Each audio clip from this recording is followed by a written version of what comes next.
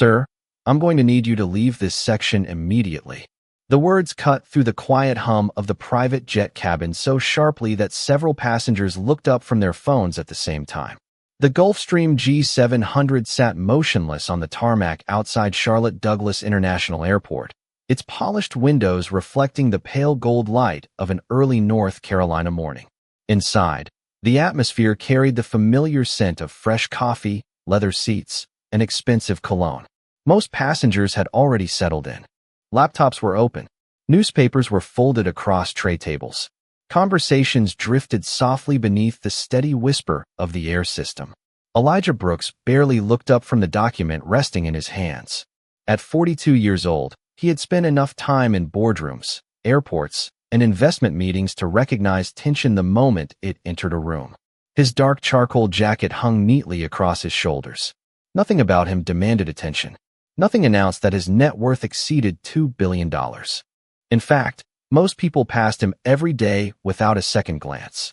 He preferred it that way. Sir, the voice returned, firmer this time. Elijah lifted his eyes. Standing beside him was a flight attendant named Sarah Mitchell.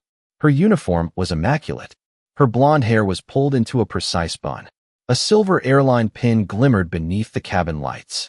Her professional smile never quite reached her eyes. Can I help you? Elijah asked calmly. Sarah folded her hands. This cabin is reserved for premium executive passengers. The conversation around them began to fade. Not completely, just enough. The way people naturally listened when they sensed conflict approaching. Elijah blinked once. I know. Sarah's expression tightened slightly. Then I'll need to see your boarding pass. Without argument, Elijah reached into his jacket pocket and handed it over. Sarah glanced down. Then she looked again. Her eyes narrowed. Something in her posture shifted. Where did you get this? She asked. Elijah almost smiled. From the airline. A few nearby passengers exchanged glances. Someone quietly lowered a tablet. Another removed an earbud. Sarah studied the boarding pass longer than necessary. The silence stretched. Outside the window, a fuel truck rolled slowly across the runway. Inside, the cabin felt strangely still. There appears to be an issue, she finally said. An issue? Elijah asked. This seat assignment doesn't make sense. Elijah leaned back slightly. What exactly doesn't make sense? Sarah hesitated. For a brief moment, uncertainty flickered across her face. Then it disappeared beneath professional confidence.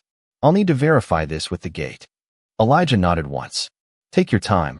Sarah walked away. But instead of easing the tension, her departure seemed to spread it. Passengers began whispering. Quietly, carefully. Elijah heard fragments. Maybe a mistake. Wrong passenger. Security issue. He ignored all of it. His attention returned to the report in his lap. Numbers. Forecasts. Acquisition projections. Familiar territory. Yet even as he read, he could feel eyes drifting toward him from every direction. A few minutes later, Sarah returned. This time she wasn't alone. Another crew member followed several steps behind her. The second attendant looked nervous. Sarah did not. Sir, she said, we still have a problem. The cabin fell completely silent. Elijah slowly closed the folder in his lap. The leather cover made a soft sound as it shut. Every passenger nearby seemed to stop moving at the exact same moment. No coffee cups lifted. No keyboards clicked. Even the whispers disappeared. Elijah raised his eyes toward Sarah. Calm, patient, unshaken. And for the first time that morning, he noticed something unusual in her expression. She wasn't simply questioning a ticket anymore. She had already made a decision about who she believed he was. Sarah held the boarding pass between two fingers, as if the answer might suddenly appear if she stared long enough. The second flight attendant shifted uneasily beside her, glancing from the ticket to Elijah and back again. Outside, the morning sun climbed higher above the runway, casting long streaks of light across the cabin windows. Inside, the tension felt heavier than the leather seats and polished wood surrounding them. Sir, Sarah said carefully, our records show this seat belongs to a priority executive passenger. Elijah nodded. That is correct. Then there must be an error. Her voice remained professional, but the certainty behind it had sharpened. Elijah folded his hands calmly. Have you checked the reservation number? Sarah glanced down again. Several times. And it still does not make sense. A faint murmur traveled through the nearby rows. One passenger leaned slightly into the aisle. Another lowered a newspaper. People tried not to stare, yet nobody seemed willing to look away. The second attendant finally spoke. Sarah, maybe we should contact operations again. Sarah kept her eyes fixed on Elijah. I already did. The younger attendant fell silent. Elijah noticed the discomfort on her face. Unlike Sarah, she looked uncertain, almost apologetic. A few rows ahead, a businessman closed his laptop. The click echoed louder than it should have. The entire cabin seemed suspended in a strange stillness, waiting for something nobody could define. Sarah took a slow breath. Sir, can you explain how you obtained this reservation? Elijah looked at her for a moment. Not angry, not offended, simply curious. I purchased it. A few passengers exchanged glances. Sarah's jaw tightened. This section is usually booked months in advance. Then I suppose I was fortunate. The answer only seemed to frustrate her further. For the first time, a trace of color rose into her cheeks. Sir, I am trying to resolve a legitimate concern, and I am trying to answer your questions. The silence returned. Sharp, uncomfortable. The younger attendant looked toward the cockpit door, as if hoping someone else would appear and take over. No one came. Sarah adjusted her uniform jacket. Would you mind stepping into the lounge area while we verify a few things? Elijah glanced toward the front of the aircraft. The lounge area was empty, isolated, separate from the rest of the passengers. He slowly returned his gaze to Sarah. I would prefer to remain in my assigned seat. The response landed heavily. Sarah blinked. Several passengers shifted in their chairs. Somewhere near the rear galley, a coffee cup rattled softly against a tray. Elijah could feel dozens of eyes studying him now, not because of who he was, because of what they assumed he was. He had seen that look before. In hotels, in boardrooms, at charity galas where donors mistook him for staff. The details changed. The feeling never did. Yet his expression remained calm, measured, patient. Sarah reached for the communication handset mounted beside the bulkhead. Her fingers tightened around it. Whatever happened next, she had already convinced herself she was protecting the aircraft, and that belief made her far more dangerous than simple hostility ever could. Sarah lifted the handset and pressed a button. The soft electronic tone seemed impossibly loud in the silent cabin. Every passenger watched without pretending otherwise now. Elijah remained seated, his posture relaxed, one hand resting on the closed folder in his lap. Outside the window, baggage carts rolled across the tarmac beneath the brightening morning sky. The aircraft was scheduled to depart in less than 20 minutes, yet nobody appeared concerned about the delay except the crew. Operations, this is Mitchell on Flight 728 Executive Charter, Sarah said. I need immediate verification on a passenger assignment. A pause followed. She listened carefully. Her expression remained firm. Then her eyes drifted toward Elijah again. Yes, she continued. Seat 1 Alpha. The younger attendant stood motionless beside her. Elijah noticed her nervous glance toward him. She looked like someone who wanted to say something, but was afraid of interrupting. Sarah listened for several more seconds before ending the call. The moment the handset clicked back into place, she exhaled slowly. The answer she had received clearly had not satisfied her. Sir, she said, there seems to be conflicting information in the system. Elijah nodded politely. Technology can be unpredictable. A few passengers smiled faintly. Sarah did not. I still need to verify your identity. The businessman across the aisle shifted in his seat. Excuse me, he said. Has there actually been a problem with the ticket? Sarah turned toward him. We are handling a routine security matter. The man glanced at Elijah. He seems pretty calm for a security problem. Several passengers exchanged looks. The comment hung in the air. Sarah immediately redirected her attention. Sir, I am asking for your cooperation. Elijah met her gaze. And I am providing it. The cabin fell quiet again. The younger attendant finally stepped forward. Maybe we should wait for operations to send confirmation, she said softly. Sarah's expression hardened. We already waited. Then something unexpected happened. A man seated near the rear raised his phone slightly. Not openly, just enough to record. Another passenger noticed and did the same.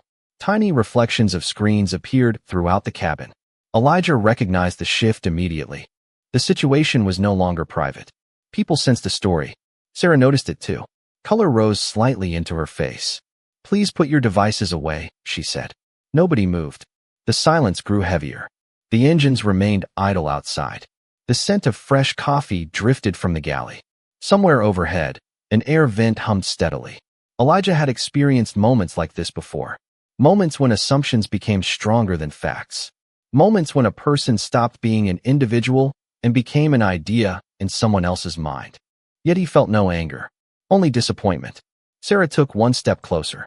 Sir, until we resolve this issue, I cannot allow normal boarding procedures to continue.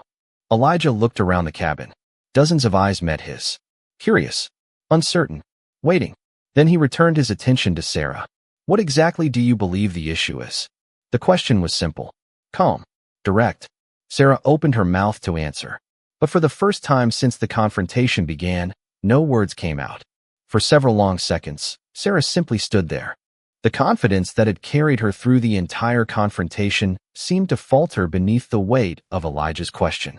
Around them, the cabin remained frozen.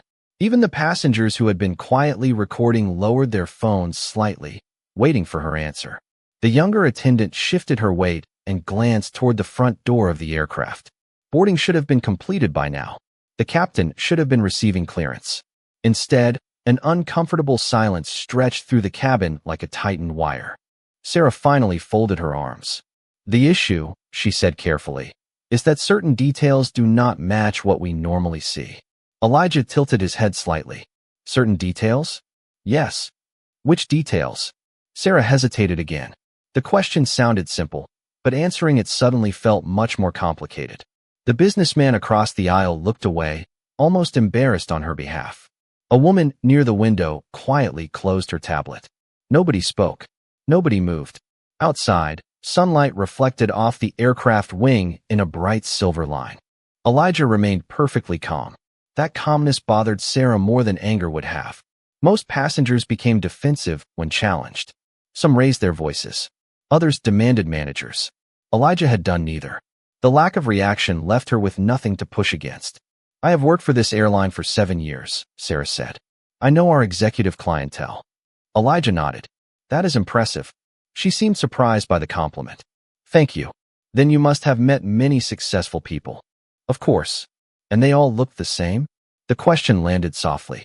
Yet it felt heavier than anything spoken so far. Several passengers exchanged glances. The younger attendant looked down at the floor. Sarah's expression tightened immediately. That is not what I meant. Elijah's voice remained even. Then help me understand. The cabin felt smaller somehow. The polished wood panels. The leather seats. The narrow aisle between them.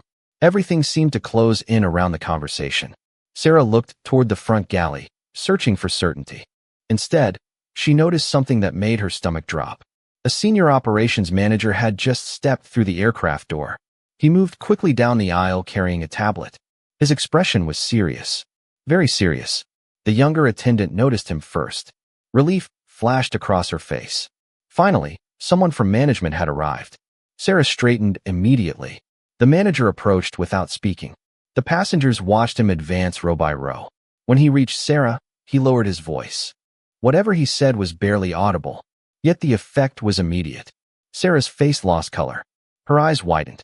She looked at Elijah, then back at the manager, then down at the boarding pass still resting in her hand. The silence became absolute. Not a whisper, not a cough, not even the rustle of clothing. The manager leaned closer and repeated himself.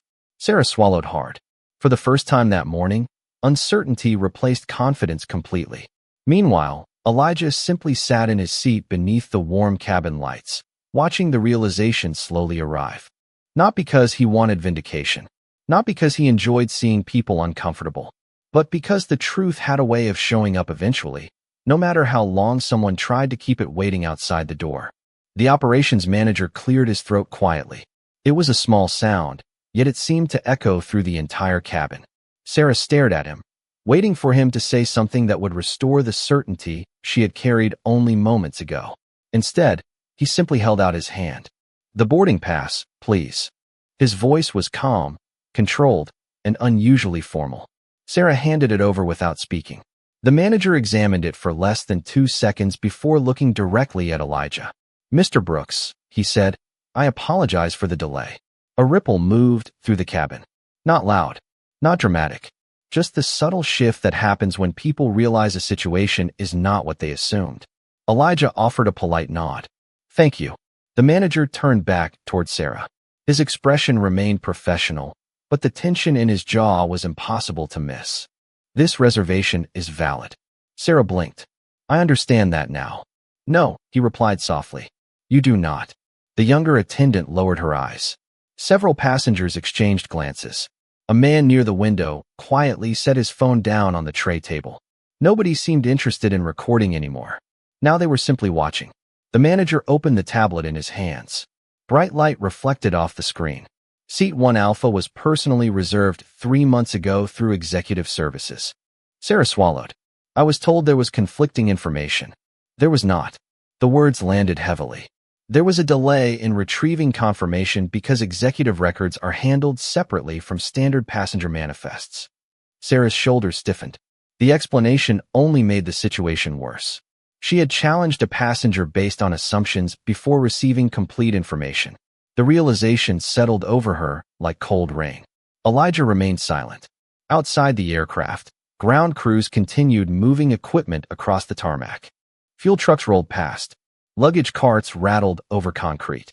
Life continued as normal beyond the windows. Yet inside the cabin, everything felt suspended. The manager glanced toward Elijah again. Thank you for your patience, sir. Elijah smiled faintly. Everyone makes mistakes. The words were offered with kindness. That somehow made the silence afterward even more uncomfortable. Sarah looked down at her polished shoes. For the first time since the confrontation began, she seemed unsure where to place her eyes. The manager closed his tablet. We will complete boarding immediately. Then he paused. And Sarah, I need to speak with you after departure. Her face lost what little color remained. Yes, sir. The manager turned and walked toward the front galley. The younger attendant followed him. Within seconds, they disappeared from view. Sarah remained standing alone in the aisle. Around her, passengers slowly returned to their routines. Laptops reopened. Newspapers unfolded. Coffee cups lifted once more. The frozen moment was ending. Yet something had changed. Sarah could feel it. Elijah could feel it too. Not because anyone had won. Not because anyone had been humiliated. But because the room now understood something that had been invisible before. Assumptions had walked into the cabin long before Elijah did. And unlike passengers, they had not needed a boarding pass to get aboard. The aircraft door finally closed with a muted thud. A few moments later, the engines began their gradual rise in power, filling the cabin with a steady vibration that traveled through the floor beneath every passenger's feet. Outside, the runway shimmered beneath the morning sun. Inside, however, a different kind of tension remained. Sarah moved through the aisle performing routine pre-flight checks, but her usual confidence was gone. Every movement felt deliberate. Every smile looked practiced. The confrontation had ended, yet the memory of it lingered in the air like a scent that refused to disappear. Elijah opened the folder in his lap once more and reviewed a series of financial reports. Numbers, projections, acquisition forecasts, familiar territory. Around him, conversations slowly resumed. The businessman across the aisle eventually leaned slightly toward him. You handled that better than most people would have. Elijah looked up and smiled politely. Getting angry rarely improves the situation. The man nodded thoughtfully before returning to his laptop. A few rows away, another passenger quietly lowered the phone that had captured much of the earlier exchange. Elijah noticed, but said nothing. He had learned years ago that public moments often lived longer than private intentions. As the aircraft taxied toward the runway, Sarah approached his seat carrying a silver tray. Her posture remained professional, but something in her expression had changed. Not fear, not resentment. Something closer to uncertainty. Would you like coffee before departure, Mr. Brooks? She asked softly. Elijah glanced up from the report. That would be nice. Thank you. She carefully poured the coffee into a white ceramic cup. The aroma drifted upward immediately, rich and warm. For a moment, neither of them spoke. The silence felt different now, less hostile, more complicated. Sarah finally placed the cup on the tray table. I hope the rest of your flight is comfortable. Elijah met her eyes. I hope the rest of your day is too. The response caught her off guard. She gave a small nod before continuing down the aisle. Several passengers watched the interaction. None of them seemed interested in the earlier conflict anymore.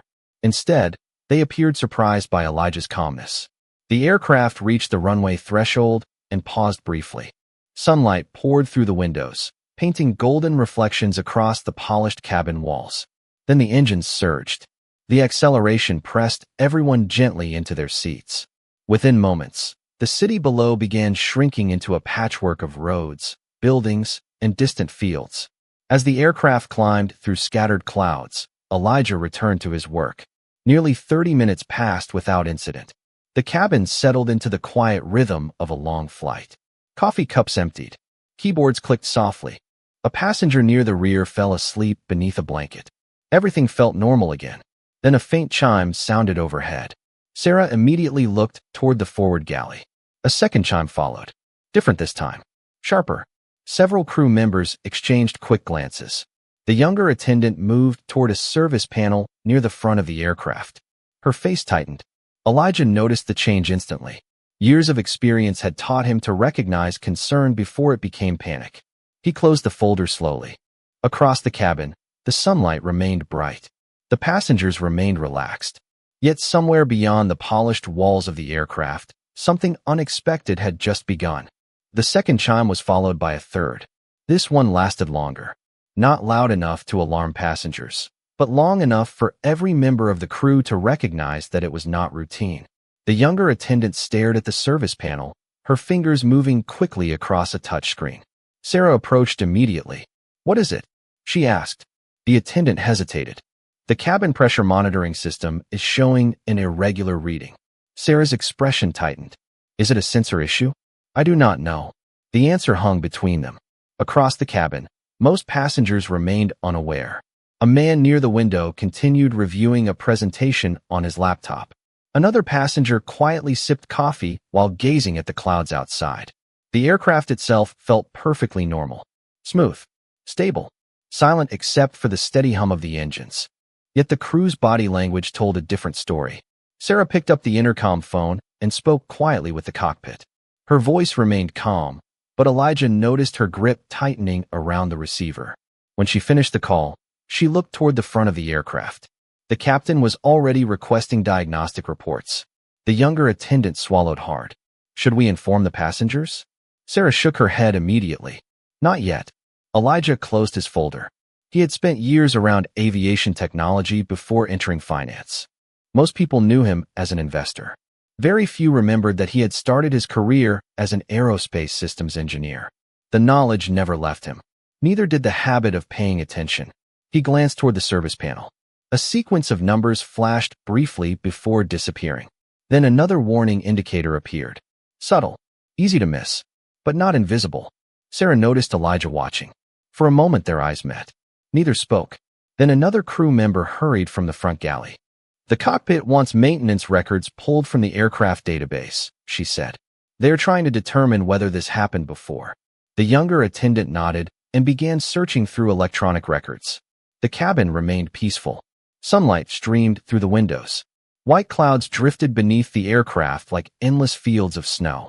Yet near the front galley, concern continued to grow. A passenger finally noticed. "Everything all right?" he asked casually. Sarah immediately smiled. "Just a routine system check, sir." The answer sounded professional. It also sounded rehearsed. Elijah looked down at his coffee cup. The surface trembled slightly as the aircraft encountered a pocket of light turbulence. Nothing unusual, nothing dangerous. Yet when he looked toward the service panel again, he saw something that made his attention sharpen. The warning code had returned. Different number. Same system.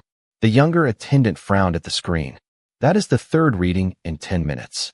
Sarah stared at the display. It should not be changing like that.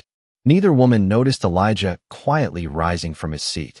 He walked toward the galley with the calm confidence of someone who had seen a problem before and hoped he was wrong about recognizing it. Because if he was right, the warning they were chasing was not the problem itself. It was only the symptom. Sarah noticed him approaching before he reached the galley. For a brief moment, her shoulders stiffened. The memory of their earlier confrontation still lingered between them, awkward and unresolved. "Mr. Brooks," she said cautiously, "is there something you need?" Elijah glanced toward the service panel. Lines of data continued scrolling across the display. Numbers changed. Warning codes appeared, vanished, then returned again. "Maybe," he replied. The younger attendant looked up. You understand these systems? Elijah studied the screen for several seconds before answering. A long time ago, before finance, before investments, before any of this, I designed and tested aerospace monitoring systems. Both attendants stared at him. Sarah blinked. You are an engineer? I was. Another warning indicator flashed. Elijah pointed toward the display. How long has that fault been repeating? The younger attendant checked the log. About 25 minutes. Elijah nodded slowly. The answer concerned him, not because the code itself was severe, because repeating faults often meant something deeper was being overlooked. Sarah folded her arms. The cockpit believes it may be a sensor problem. Elijah remained focused on the display.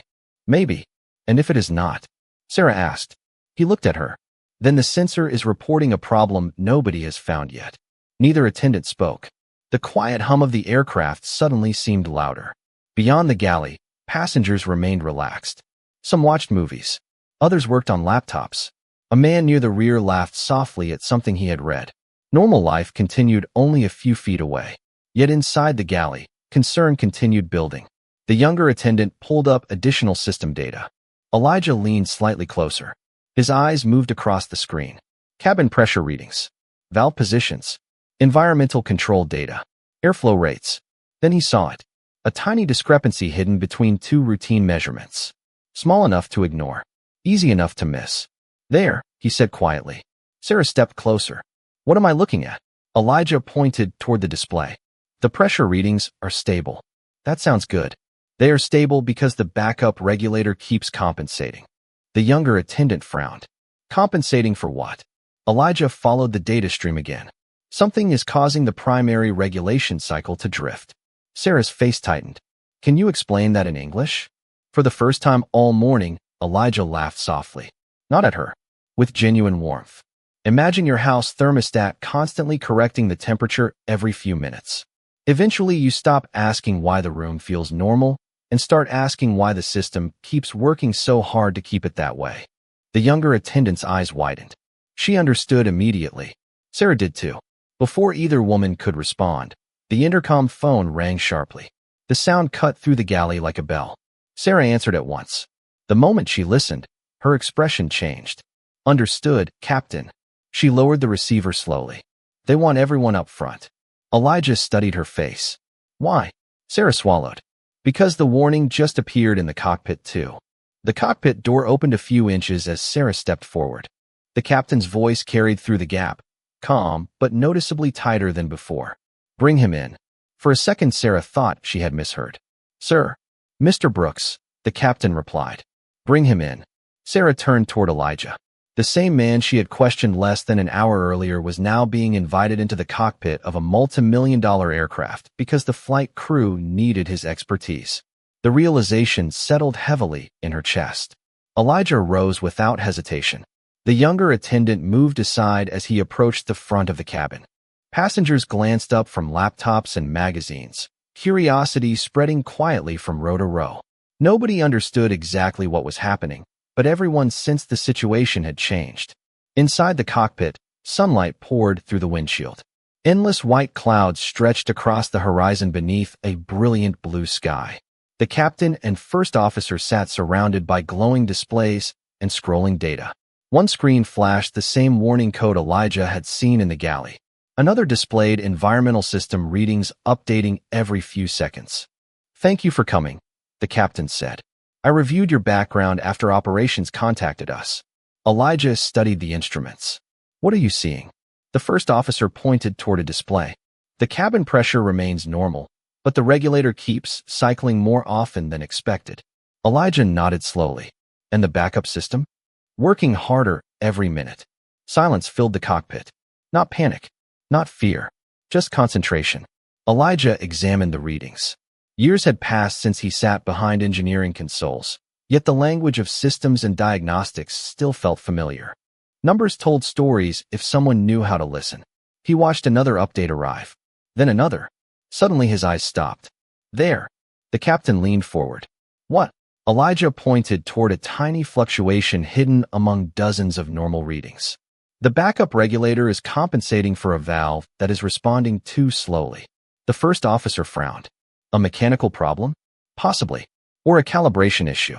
The captain exchanged a glance with his co-pilot. Neither man looked relieved. How serious? Elijah considered the question carefully. Right now? Not serious. Both pilots exhaled. Then Elijah continued. But if the regulator continues compensating at this rate, the workload on the backup system will keep increasing. The relief disappeared immediately. The cockpit grew quiet again. Outside, the aircraft continued smoothly through bright morning skies. Passengers drank coffee, watched movies, read reports, completely unaware of the conversation taking place only a few feet away. The captain rubbed his chin. What would you do? Elijah looked at the data one final time. Then he gave an answer that froze the cockpit more effectively than any warning light. I would start preparing for an unscheduled landing before the system decides for us. The captain did not answer immediately. He simply stared through the windshield at the endless sea of clouds ahead. The aircraft remained stable. The instruments showed no emergency. No alarms filled the cockpit. Yet every experienced pilot understood the same truth. The safest time to solve a problem was before it became one. The first officer broke the silence. Nearest suitable airport? His fingers moved across the navigation display. A map expanded across one screen. Airports appeared along their route, like scattered points of light. The captain looked at Elijah. You really believe the backup regulator may eventually reach its limit?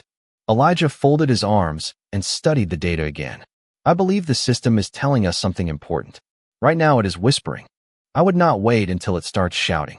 The cockpit fell quiet. Those words landed harder than any warning tone. The captain nodded slowly. Understood. He picked up the radio microphone and began coordinating with air traffic control. His voice remained calm and professional, but the decision had been made. They would divert. Back in the cabin, passengers remained unaware of the conversation. A woman near the window continued reading a novel. The businessman across from Elijah's empty seat reviewed financial spreadsheets. Someone laughed softly at a movie playing through headphones. Ordinary moments continued unfolding thousands of feet above the ground. Sarah stood near the galley pretending to organize service supplies. In reality, she kept glancing toward the cockpit door. Every minute that passed seemed longer than the one before it. Finally, the door opened. The captain stepped out. His expression was composed, but serious. Sarah. She straightened immediately. Yes, Captain. We are diverting to Nashville. Her eyes widened. Is the situation that serious? The captain chose his words carefully. The situation is manageable because we identified it early. Then he looked past her toward Elijah, who was now walking back toward his seat. And because someone noticed what we missed. Sarah followed his gaze. For several seconds, she simply watched Elijah return to the cabin. The same passenger she had doubted. The same man she had quietly judged before learning a single fact about him. A strange feeling settled over her. Not embarrassment alone. Something deeper. Regret. The captain addressed the passengers moments later. His announcement was calm, reassuring, and professional. He explained that a technical irregularity required a precautionary landing. Nothing more. Nothing less. Most passengers accepted the explanation with little concern. Yet whispers began moving through the cabin anyway. People always sensed when something unusual was happening. The businessman across the aisle looked at Elijah. Was that your doing? Elijah smiled faintly. I only shared an observation. An observation that may have saved us a lot of trouble. Elijah looked out the window. Sunlight reflected across the clouds like gold spread across fresh snow. He remained silent. A few rows away, Sarah lowered her eyes. For the first time all day, she realized something uncomfortable. She had spent the morning deciding who Elijah was before ever taking the time to discover who he actually was. The descent into Nashville was smooth. From the passenger cabin, there was little sign that anything unusual had happened beyond the unexpected change in destination. The aircraft glided through scattered clouds as sunlight reflected across the wing. Below, the city slowly emerged from the haze, roads winding between neighborhoods and office buildings. Yet inside the cockpit, maintenance specialists were already preparing to meet the aircraft the moment it touched the ground. The captain had forwarded system data ahead of arrival. What began as a precaution was now being treated as a priority inspection. Sarah sat quietly in the jump seat near the galley during the final approach. For the first time in years, she found it difficult to focus on her routine responsibilities. Her thoughts kept returning to the morning, to the assumptions she had made, to the confidence with which she had challenged a man she knew absolutely nothing about. The realization stung more than any formal reprimand ever could. Across the cabin, Elijah remained calm. He reviewed a document, made a few notes with a fountain pen, then closed the folder and looked out the window. There was no sign of resentment in his expression, no satisfaction, no desire to prove a point.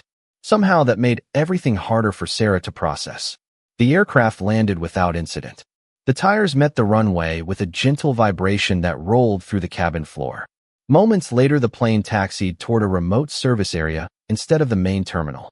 Several passengers exchanged curious glances. Through the windows, they could already see maintenance vehicles waiting nearby. As soon as the engines powered down, technicians approached the aircraft carrying diagnostic equipment. The captain remained on board to brief them personally. 20 minutes later, word began moving quietly through the crew, first as whispers, then as confirmed reports. The maintenance team had located the issue. A pressure regulation valve had indeed been malfunctioning. Slowly, intermittently, exactly as Elijah suspected. The backup system had been compensating the entire time. The captain stood near the forward galley reading the inspection summary when he finally looked up. His expression was one of genuine disbelief. He was right, he said softly. Nobody answered because nobody needed to. They all knew who he meant. Sarah felt her stomach tighten. The younger attendant exhaled slowly. What would have happened if we continued? The captain looked back at the report. The backup system probably would have kept compensating for a while. He paused. Or maybe not. The silence that followed was profound. Not because disaster had been narrowly avoided, but because uncertainty had been removed. The technicians had confirmed the problem. The warning had been real. The decision to divert had been correct. And the person who identified it first was the passenger Sarah had spent the morning doubting. Through the cabin window, Elijah stood near the terminal shuttle bus waiting with the other passengers. Sunlight reflected off the glass behind him. For a brief moment, he looked less like a billionaire investor and more like the engineer he once was. A man who saw something others missed and chose to speak up anyway. Sarah watched him from inside the aircraft. The distance between them was only a few yards. Yet it felt much larger than that, because now she understood that the biggest mistake she made that morning had nothing to do with a boarding pass. It was believing she already knew someone's story before she had even heard the first page. The story should have ended in Nashville. Most people would have expected that. The aircraft had landed safely. The technical issue had been identified. Passengers were already being rebooked and escorted through the private terminal. Yet by late afternoon, the real consequences of the day were only beginning to unfold. In a glass conference room hundreds of miles away, executives at the airline's headquarters stared at a screen filled with messages, reports, and rapidly multiplying notifications. What started as a passenger video recorded during boarding had spread across social media faster than anyone anticipated. The footage showed only fragments of the morning. Questions, assumptions, tension. Then later, reports emerged that the same passenger had helped identify a technical issue that resulted in a precautionary diversion. The contrast captured public attention immediately. News outlets began calling. Aviation bloggers picked up the story. Industry analysts started asking uncomfortable questions. By evening, the airline's communications team was working nonstop. Inside headquarters, Chief Executive Officer David Harper sat at the end of a long table reviewing the situation. His silver reading glasses rested low on his nose. He watched the video once, then twice, then a third time. Each viewing made the room quieter. Finally, he looked up. Who was the passenger? Nobody answered immediately. One executive shifted uncomfortably. Another opened a laptop. Then a vice president cleared his throat. His name is Elijah Brooks. David nodded slowly. I know the name. The room froze. Several executives exchanged glances. David removed his glasses completely. Do all of you know the name? Silence answered him. He leaned back in his chair. Elijah Brooks owns Brooks Capital. A few faces lost color. Others immediately reached for their phones. The realization arrived in waves. Brooks Capital was one of the largest transportation investment firms in the country. For months, industry rumors suggested the company was evaluating a major position within the airline sector. David's expression hardened. Tell me I am wrong. Nobody did. The vice president swallowed. Our investor relations team confirmed it 30 minutes ago. The room became absolutely still. David looked toward the city skyline outside the conference room windows. The sun was setting. Orange light reflected across neighboring buildings. How significant? He asked quietly. The answer came almost as a whisper. He was scheduled to meet with us tomorrow regarding a possible investment partnership. Nobody moved. Nobody spoke. The weight of those words settled over the room like concrete. Meanwhile, across town in Nashville, Elijah sat alone near a terminal window waiting for a replacement flight. He held a cup of coffee and watched aircraft rise into the evening sky. His phone buzzed repeatedly with messages from colleagues, reporters, and business associates. He ignored most of them. Then a new message appeared from an unknown number. Elijah opened it. The sender identified himself as David Harper. The message was brief, respectful, direct. It contained only one request. Before tomorrow's meeting, he hoped they could speak privately first. The next morning began with rain.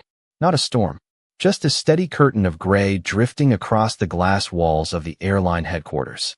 David Harper stood alone in his office long before the first executives arrived. The city below looked muted beneath the clouds. On his desk sat a tablet displaying overnight headlines, investor reports, and public reactions. The numbers were impossible to ignore. Millions of dollars in market value had disappeared within hours. Yet the financial loss was not what troubled him most. It was the reason behind it. A few minutes before 9 o'clock, the conference room doors opened. Elijah Brooks entered quietly carrying a leather folder. He wore the same calm expression he had worn throughout the previous day. No anger, no triumph, no visible resentment. David walked forward immediately and extended his hand. "Thank you for coming." Elijah shook it politely. "Of course." For a moment, neither man sat down. The room felt unusually still. Rain tapped softly against the windows. Finally, David spoke. "Before we discuss business, I owe you an apology." Elijah listened without interruption. David took a slow breath. What happened should not have happened. Not to any passenger. The words hung in the air. Honest. Uncomfortable. Necessary. Elijah nodded once. "I appreciate that." David looked down briefly before continuing. "The investigation is already underway. Policies will change. Training will change. Accountability will follow." Elijah studied the rain outside the window. "Good." David seemed surprised by the simplicity of the answer. "That is all." A faint smile appeared on Elijah's face. "What else would I ask for?" Silence filled the room. Not tense silence. Reflective silence. The kind that arrives when someone chooses understanding over revenge. David slowly sat down. Most people in your position would have demanded much more. Elijah lowered himself into the chair across from him. Most people spend their lives trying to prove their worth to strangers. I stopped doing that a long time ago. The rain continued falling outside. Soft, steady, unhurried. A knock sounded at the conference room door. David looked up. "Come in." The door opened. Sarah stepped inside. Her uniform was immaculate as always, but her confidence was gone. She stood quietly near the entrance, holding a written statement in both hands. For a few seconds, nobody spoke. Then Sarah looked directly at Elijah. "I was wrong." Her voice barely rose above a whisper. "About everything." Elijah remained silent. She continued anyway. "I made assumptions before I knew anything about you. I judged you before I listened. And I am deeply sorry." The room became completely still. Sarah's eyes glistened, but she held his gaze. No excuses. No explanations. Just honesty. Elijah looked at her for several seconds. Then he nodded gently. "Thank you for saying it." Sarah exhaled as if she had been holding her breath since the previous morning. David watched the exchange in silence. There was no dramatic speech. No applause. No celebration. Just two people standing on opposite sides of a mistake and choosing to cross the distance between them. Later that afternoon, Elijah left the building after signing a revised investment agreement. The partnership would move forward. Not because the airline deserved a reward, but because thousands of employees who had done nothing wrong deserved a future. As he stepped outside, the rain had stopped. Sunlight broke through the clouds and reflected across the wet pavement. High above the city, an aircraft climbed into the bright afternoon sky. Elijah paused for a moment to watch it disappear into the distance. Then he smiled faintly and continued walking. Some people measure power by money. Others measure it by status. But the strongest thing in the room had never been wealth or authority. It had been the simple decision to treat another human being with dignity, even after they failed to do the same.